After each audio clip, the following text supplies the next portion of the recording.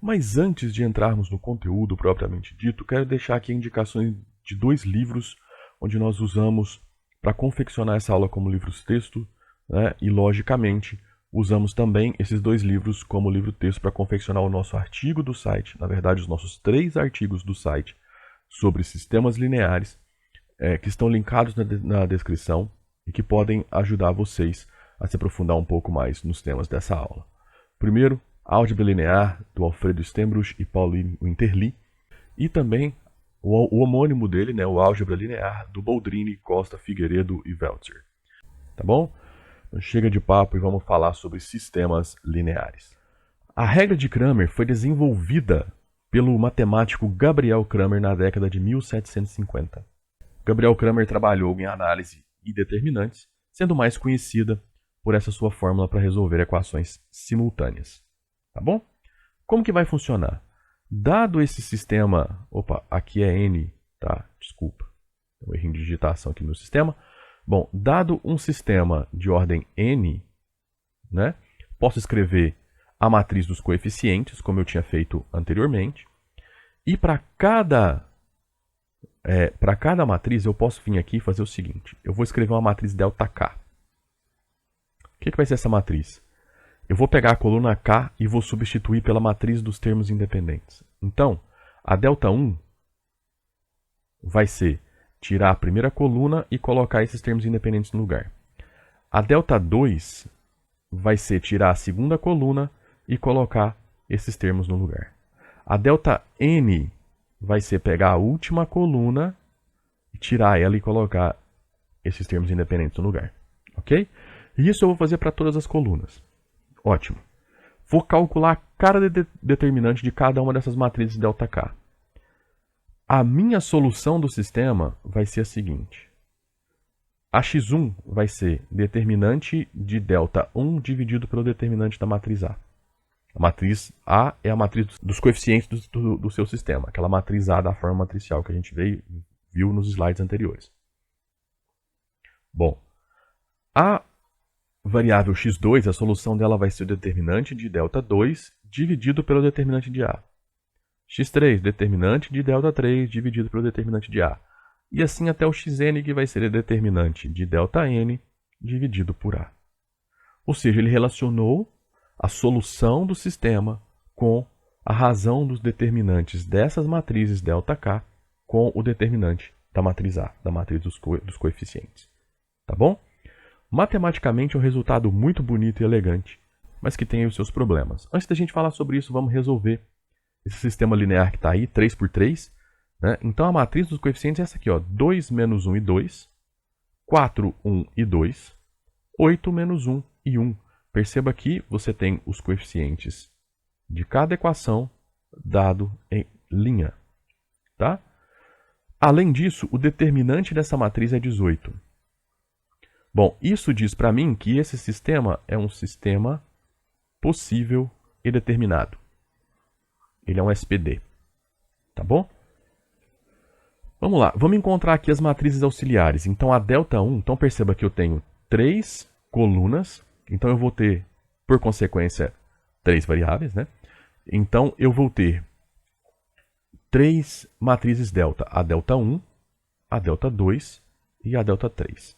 A ΔI, o que eu vou fazer? Eu vou tirar a primeira coluna, vamos voltar aqui, ó. Vou tirar essa primeira coluna daqui e vou colocar a coluna dos termos independentes, 5, 1 e 5. Então, eu obtenho essa matriz, tá? Cujo determinante é 18. Tá bom? A ΔI, o que eu vou fazer? Eu vou tirar essa segunda coluna e vou colocar a matriz dos termos independentes. Ó. Então, tá aqui. Perceba que a primeira coluna voltou. Tá? A ΔI, eu vou tirar a terceira coluna e vou colocar a matriz dos termos independentes. Perceba que tanto a segunda quanto a primeira coluna voltaram ao normal. O determinante da ΔI também é 18.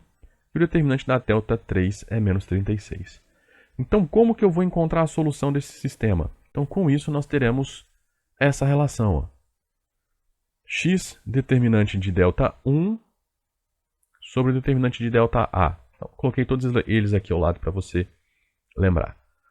Y, determinante de delta 2 dividido pelo determinante de A. E Z, determinante de delta 3 dividido pelo determinante de A. Então a minha solução, usando a regra de Cramer, é Y, 1 e menos 2. Ok? Bom, a regra de Cramer é um método poderoso para resolver um sistema de equações lineares, mas considere o uso de outros métodos, se possível. O que acontece? Nós resolvemos um sistema linear de ordem 3 usando a regra de Cramer. Tudo bem? E essa ideia ela vai ser usada para um sistema linear de ordem qualquer, não tem problema. Só que lembre-se que, para calcular os determinantes, a gente tem que usar algumas regras específicas. Para o determinante de ordem 3, tudo bem, regra de Sarri, logicamente você faz. Mas à medida que você vai aumentando a ordem, 4, 5, 6, você já tem que usar o teorema de Laplace. Se você não se lembra ou não se dedicou ao estudo de determinantes, para entender o que eu estou querendo dizer, temos aqui uma aula completa sobre determinantes também, que eu vou deixar linkado na descrição para vocês. Bom, com isso, o custo computacional da regra de Cramer ele é muito alto. Até por isso, o método da eliminação gaussiana ele vai ser mais eficaz para lidar com grandes sistemas contendo centenas de variáveis. De qualquer forma, é importante entender todas as soluções disponíveis antes de decidir qual usar em uma situação específica. E nesse momento, eu vou pedir licença para vocês que eu vou colocar aqui um vídeo, um pedacinho de um vídeo, do professor Ledo Vaccaro comentando sobre a comparação entre a regra de Cramer e a eliminação gaussiana ou escalonamento. Tá bom? Não tenho dúvida nenhuma que todo mundo aqui sabe como é que se resolve um sistema. Apesar de eu ainda encontrar gente que usa os métodos mais desaconselháveis para resolver um sistema linear. O colega ali estava me apresentando o artigo do Elon. O Elon chama a atenção que um computador, para resolver um sistema 15 por 15, utilizando o método do escalonamento, ele demoraria 2,5 milésimos de segundo. O mesmo computador resolvendo o mesmo sistema pela regra de Cramer demora 1 ano e 1 mês. A regra de Cramer é uma coisa sem sentido. Sem sentido é o seguinte, computacionalmente ela é ridícula e ela, na verdade, só tem sentido ser aplicada se você pensar no sistema 3x3. Cramer no 2x2 é meio sem sentido também, porque no 2x2 você utiliza no 2x2, o Cramer, sei lá, utiliza metasom, metasubstituição. 2x2 a gente resolve até de cabeça, que é mole de fazer. Agora, o 3x3, o Cramer entra. 4x4, quem usa Cramer já está ruim da cabeça, que vai demorar pra caramba. E se você tiver que resolver hoje em dia um sistema de equações, sei lá, 5x5, qual o método que você vai usar? Vai usar um computador. Tá? Por acaso, antes de vir para cá, eu passei entrei no computador e fui escolher algum site para ver. E passar aqui não vou passar não, você chega em casa e dá uma olhada nisso, que faça a resolução. Eu entrei num, faz o seguinte, você digita o sistema que você quer, e aí embaixo tem uma lista de qual método, acho que tem uns 4 métodos diferentes que você quer que ele resolva. Aperta o Enter, além de dar a resposta, ele aparece o desenvolvimento da solução. Tá? E demora bem menos do que eu fazendo na mão. Tá? Ah, mas se o cara não tiver um computador, chega perto de um, né? Outra coisa, diante do sistema linear, o método que a gente usa, é o seguinte. Se o computador calcula o sistema linear, resolve o sistema linear para você, para quem então que a gente está ensinando isso? Presta atenção, você não pode mecanizar o aluno ou nós mesmos não saber o que significa um sistema linear, que é esse o ponto importante.